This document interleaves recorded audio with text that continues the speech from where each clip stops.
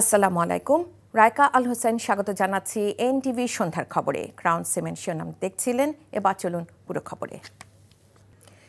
এদিকে ডিপ্লোমা নার্সিংকে ডিগ্রির সমমানে স্বীকৃতি দেবার এক দফা দাবিতে রাজধানীর শাহবাগ মোড় অবরোধ করে রেখেছেন নার্সিং কলেজের শিক্ষার্থীরা। দুপুরে বৃষ্টি উপেক্ষা করে কয়েকশো শিক্ষার্থী জড়ো হয়ে শাহবাগ মোড় অবরোধ করেন। এর আগে দাবি আদায়ে সকাল 10টা থেকে দুপুর 1টা পর্যন্ত সমাবেশ করেন তারা। পরে মিছিল নিয়ে শাহবাগ মোড়ের দিকে যেতে চাইলে থানার সামনে ব্যারিকেড দিয়ে আটকে দেয় পুলিশ। এ সময় ব্যারিকেড সরিয়ে শাহবাগ মোড়ে অবস্থান নেন শিক্ষার্থীরা। তাদের দীর্ঘদিনের দাবি না মানায় শাহবাগে অবস্থান নিয়েছেন বলেও জানান শিক্ষার্থীরা।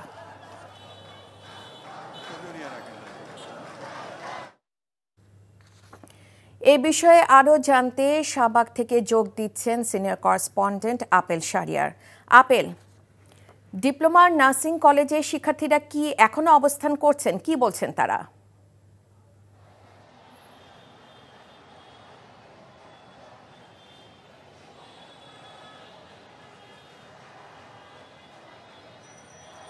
নার্সিংয়ের শিক্ষার্থীরা এখনও শাহবাগ মোড়ে অবরোধ করে বিক্ষোভ করছেন।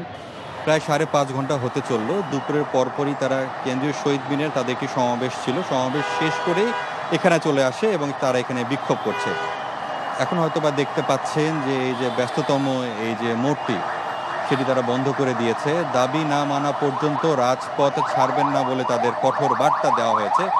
পুলিশ শুরু থেকে কিছুটা নীরব ভূমিকা ছিল যেটি দেখতে পেলাম, তবে প্রায় 15-20 মিনিট হলো পুলিশ তাদেরকে বোঝানোর চেষ্টা করছেন এবং তাদের ব্যাপক উপস্থিতি আপনি অথবা লক্ষ্য করছেন।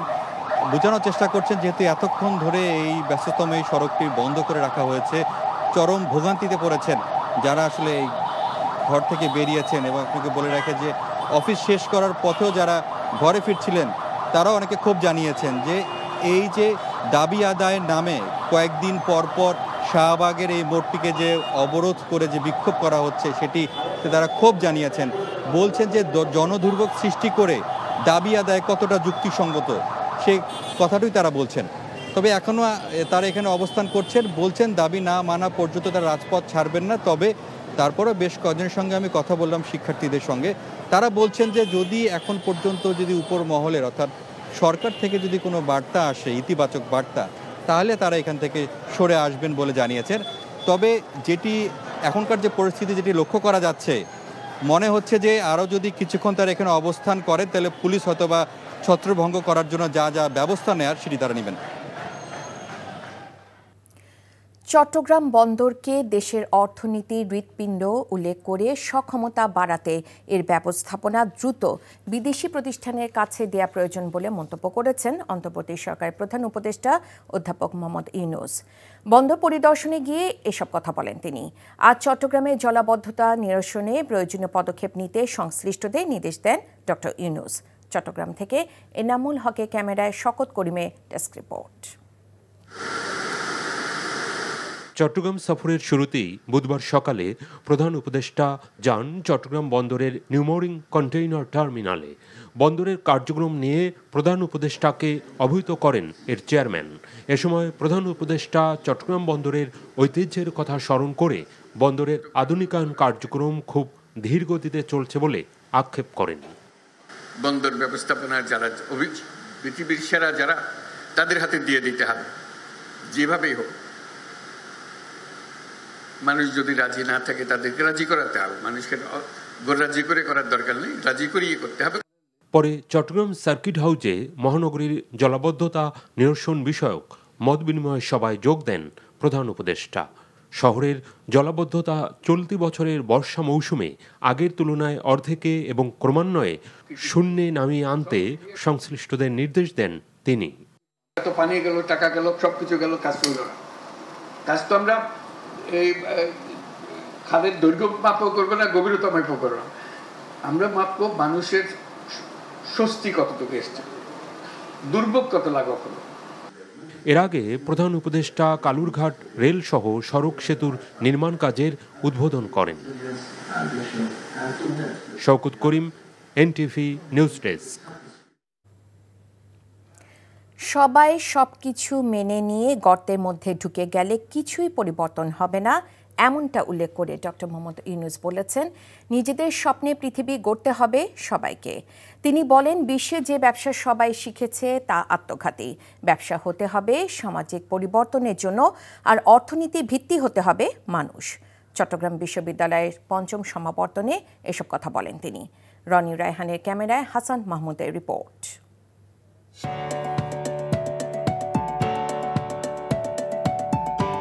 নাগরিক কোলাহল ছাড়িয়ে গাছ পাহাড়ের নির্জন কোল ঘেঁষে গড়ে ওঠা চট্টগ্রাম বিশ্ববিদ্যালয়ের ৫ম সমাবর্তন উপলক্ষে মুখরিত ক্যাম্পাস। সমাবর্তনের প্রধান অতিথি হয়ে দীর্ঘ বিরতির ব্যবধানে এলেন এই বিশ্ববিদ্যালয়েরই একসময়ের শিক্ষক প্রফেসর ডক্টর মোহাম্মদ ইউনূস। তাকে বরণে তাই বিশ্ববিদ্যালয় কর্তৃপক্ষের ছিল অনবদ্য আয়োজন। প্রায় ২৩,০০০ মেধাবী শিক্ষার্থীদের তুলে দেওয়া হয় সনদ। বিশ্ববিদ্যালয় কর্তৃপক্ষ ডক্টর ইউনূসকে ভূষিত করে ডিলিট সম্মানে। প্রধান উপদেষ্টা বলেন, বিশ্ববিদ্যালয়ের পাশের জোবরা গ্রাম তাকে শিখিয়েছে অনেক। তিনি বলেন, নিজের স্বপ্নের মতো সবাইকে পৃথিবী সাজাতে হবে। সমস্ত বিশ্বকে আমাদের মনের মতো করে সাজানোর জন্য, মনের মতো করে বানানোর জন্য।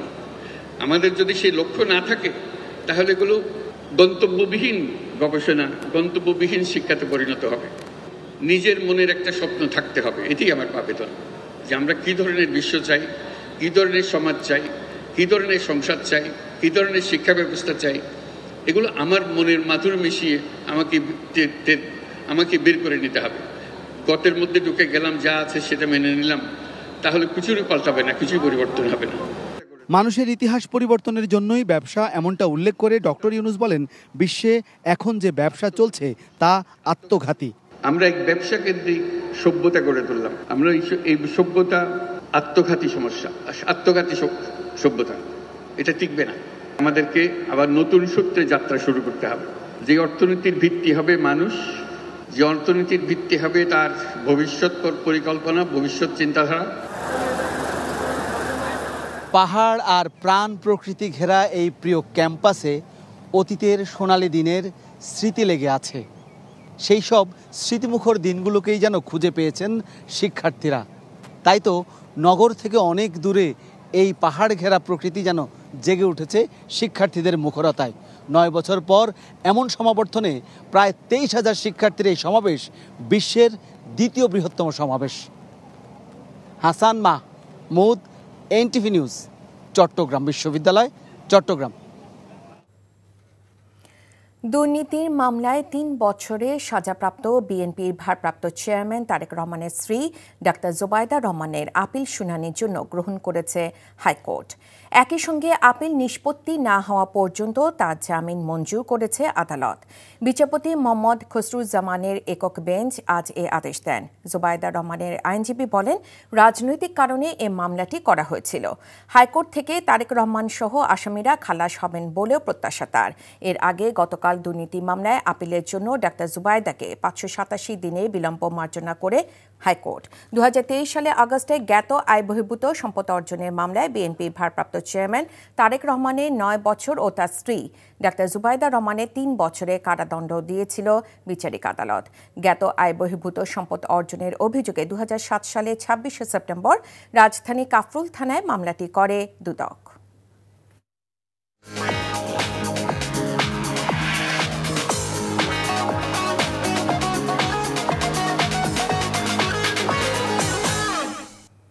মার্কেন্টাইল ব্যাংক অর্থনীতির খবর।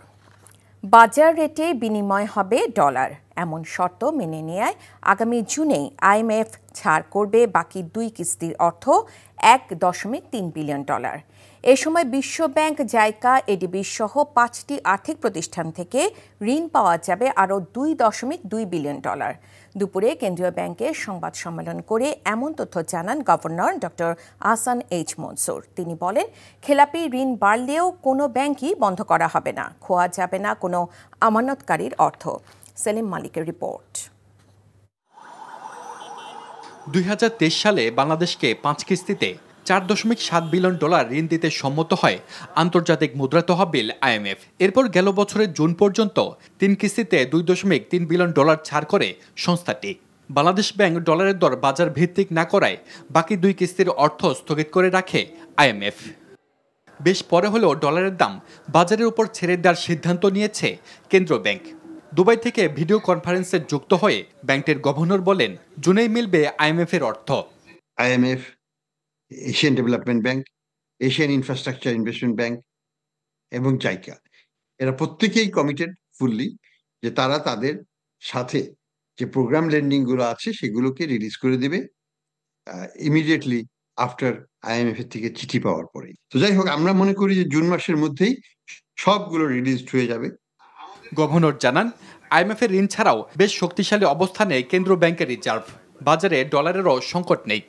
IMF এর টাকা ছাড়াও আমাদের চল দুটো কারণে আমাদের দরকার ছিল। একটা হলো যে আমার ব্যালেন্স অফ পেমেন্টের জন্য অবশ্যই IMF এর টাকার দরকার, এই মুহূর্তে নাই, কিন্তু আরেকটু থাকলে তো কোনো অসুবিধা তো নাই। তবে দিন দিন খেলাপি ঋণের হার বেড়ে যাওয়ার পেছনে হাসিনা সরকারের অনিয়ম দুর্নীতিকে দায়ী করে গভর্নর বলেন, ব্যাংক ও গ্রাহক কাউকে ছেড়ে যাবে না কেন্দ্র ব্যাংক।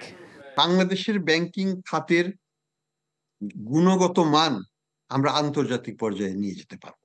যারা এখানে উল্টোপাল্টা করবে আমরা কঠোরভাবে সেই সব বোর্ডকে ভেঙে দিব।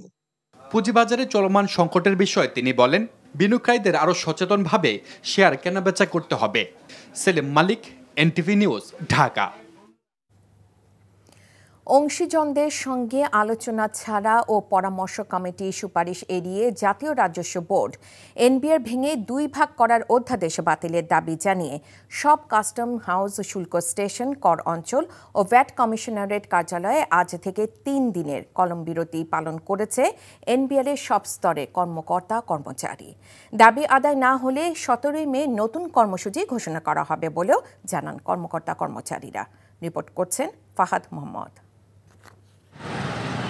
পূর্ব কর্মসূচির অংশ হিসেবে দেশের সব শুল্ক কর কার্যালয়ে 3 দিনের কর্মবিরতির প্রথম দিন পালন করেছে জাতীয় রাজস্ব বোর্ডের সর্বস্তরের কর্মকর্তা কর্মচারীরা। বুধবার সকাল 10টা থেকে দুপুর 1টা পর্যন্ত কর্মবিরতি পালন করে তারা। তবে কাস্টমস হাউস ও শুল্ক স্টেশন দিয়ে আন্তর্জাতিক যাত্রী সেবা, আমদানি রফতানি ও বাজেট এই 3টি কার্যক্রম চালু ছিল। বাকি সব কার্যক্রম কর্মবিরতির আওতায় ছিল। রাজধানীর আগারগাঁও NBR অফিসেও কর্মবিরতি পালন করে কর্মকর্তারা। আমাদের সাথে কোনো ধরনের আলাপ আলোচনা ছাড়া, ইভেন আমাদের অংশীদার যারা, তাদের সাথেও কোনো ধরনের মত বিনিময় ছাড়াই এই অধ্যাদেশ জারি করা হয়েছে। আমরা এই তীব্র বিরোধিতা জানাচ্ছি এবং আমরা আগামী 2 দিন এই কলমবিরতি পালন করব। আমাদের অবস্থানটা ওই জায়গাটাতে যে সুপারিশগুলোকে পাবলিক করা হোক, সুপারিশগুলোকে নিয়ে বিস্তারিত পর্যালোচনা করা হোক, ওয়ার্কশপ সেমিনার করা হোক, তার পরিপ্রেক্ষিতে যেটি স্থায়ীভাবে সবার সকল স্টেক হোল্ডারের মতামতের ভিত্তিতে যেটি স্থায়ী পরিবর্তন হবে, সংস্কার হবে, সেটি তো অবশ্যই আমরা মেনে নিব। চট্টগ্রাম কাস্টমস হাউসে কর্মকর্তা কর্মচারীদের কর্মবিরতির কারণে চট্টগ্রাম বন্দরে পণ্য ডেলিভারি কার্যক্রম ব্যাহত হয়। কাস্টমসের কর্মকর্তারা এই কর্মবিরতি পালন করায় বন্দরের সব ধরনের পণ্য ডেলিভারি বন্ধ হয়ে যায়। ফলে চট্টগ্রাম বন্দরে লোডিং আনলোডিং হলেও কোনো পণ্য ডেলিভারি হয়নি। এতে আমদানি রফতানিকারীরা ক্ষতির মুখে পড়েছেন। বন্দরে ধরেন অপারেশনাল কাজ চলছে, কিন্তু ধরেন ডেলিভারি সংক্রান্ত কাজ মানে যেগুলিতে কাস্টমস কর্মকর্তা জড়িত আছেন সেই কাজগুলি ব্যাহত হচ্ছে। তো এটাতে ধরেন দুটো দিক আছে, একটা রাজস্ব আহরণ বা বন্দরকে সচল রাখার বিষয়ে একটা প্রতিবন্ধকতা হবে। NBRকে 2 ভাগে বিভক্ত করাটা আমাদের জন্য খুব বেশি এমব্রাসিং এবং আমাদেরকে 2 দিকেই কাজ করতে হবে। যেখানে একটি NBR এর সাথে কাজ করতে গিয়ে আমরা হিমশিম খেই, সেখানে 2টি প্রতিষ্ঠান দ্বিধাবিভক্ত হওয়ার পর আমাদের কর্মতৎপরতা আরও কঠিন হবে এবং সিদ্ধান্ত পাওয়াটাও কঠিন হবে। এছাড়া হিলি, বেনাপোল, মংলাসহ সব কাস্টমস হাউসে কর্মকর্তা কর্মচারীদের 3 ঘন্টা কলমবিরতির কারণে সব সেবা থেকে বঞ্চিত হয় গ্রাহকরা। এর মধ্যে অধ্যাদেশ বাতিল করা না হলে 17 মে বিকাল 3টায় পরবর্তী কর্মসূচি ঘোষণা করা হবে বলে জানান সংশ্লিষ্ট কর্মকর্তারা। Fahad Mohammad, NTV news, Dhaka. ইশরাক হোসেনকে ঢাকা দক্ষিণ সিটি কর্পোরেশন মেয়র ঘোষণা করে নির্বাচন কমিশনের গেজেটের পর শপথ আয়োজন বিলম্বিত করার প্রতিবাদে নগর ভবন অবরোধ ও বিক্ষোভ করেছেন ইশরাকের সমর্থক ও বিএনপির নেতাকর্মীরা। সকাল থেকে নগর ভবনের সামনে সড়কে অবস্থান নেন কয়েক হাজার মানুষ। এতে দুপাশের সড়কে যান চলাচল বন্ধ হয়ে যায়। এ সময় তারা ইঞ্জিনিয়ার ইশরাক হোসেনের শপথ অনুষ্ঠান আয়োজনে বাধা দেওয়ার অভিযোগ করেন। বলেন, আদালত ও নির্বাচন কমিশনের নির্দেশ অমান্য করছে অন্তর্বর্তী সরকার। পরিকল্পিতভাবে ঢাকা দক্ষিণ সিটিকে অকার্যকর করা পায়তারা করা হচ্ছে বলেও অভিযোগ করেন অনেকে। গত 27 মার্চ 2020 সালে নির্বাচনী ফল বাতিল করে বিএনপি প্রার্থী ইশরাক হোসেনকে মেয়র ঘোষণা করেন আদালত। রাজনৈতিক দল হিসেবে বাংলাদেশ জামায়াতে ইসলামী নিবন্ধন ফিরে পাবে কিনা এ বিষয়ে আপিল বিভাগের রায় ঘোষণা করা হবে আগামী 1 জুন। রায়ে জামায়াতে ইসলামী নিবন্ধন ফিরে পাবে বলে আশা প্রকাশ করেছেন জামায়াতের আইনজীবী অ্যাডভোকেট মোহাম্মদ শিশির মনির। তিনি জানান, জামায়াতে নিবন্ধন বাতিলের মাধ্যমে বিচার বিভাগকে রাজনীতিকরণ করা হয়েছিল। নির্বাচন কমিশন যেন দাঁড়িপাল্লা প্রতীক ফিরিয়ে দেয় এ বিষয়ে আপিল বিভাগ রায় পর্যবেক্ষণ দিবে বলেও আশা করেন জামায়াতের এই আইনজীবী। জামায়াতে ইসলামী নিবন্ধন অবৈধ ঘোষণা করে হাইকোর্টে দেওয়া রায়ের বিরুদ্ধে করা আপিলের শুনানি শেষে বুধবার প্রধান বিচারপতি ডক্টর সৈয়দ রেফাত আহমেদের নেতৃত্বাধীন 4 সদস্যের আপিল বেঞ্চ রায় ঘোষণার জন্য 1 জুন দিন ধার্য করে আদেশ দেন। জামায়াতে ইসলামীকে দেওয়া নিবন্ধন অবৈধ ঘোষণা করে 2013 সালের 1 আগস্ট রায় দেয় হাইকোর্ট। 2018 সালের 7 ডিসেম্বর জামাতের নিবন্ধন বাতিল করে প্রজ্ঞাপন জারি করে নির্বাচন কমিশন। এই ছিল সন্ধ্যার খবরে। এই খবরে ভিডিও সহ আপডেট জানতে ভিজিট করুন এনটিভি অনলাইন www.ntvbd.com। এছাড়াও এনটিভির জনপ্রিয় সব অনুষ্ঠান ও খবরের আপডেট জানতে ভিজিট করুন আমাদের ইউটিউব ও ভেরিফাইড ফেসবুক পেজ। রাত 10:30 রাতের খবর দেখার আমন্ত্রণ জানিয়ে বিদায় নিচ্ছি। এতক্ষণ সাথে থাকার জন্য সবাইকে ধন্যবাদ।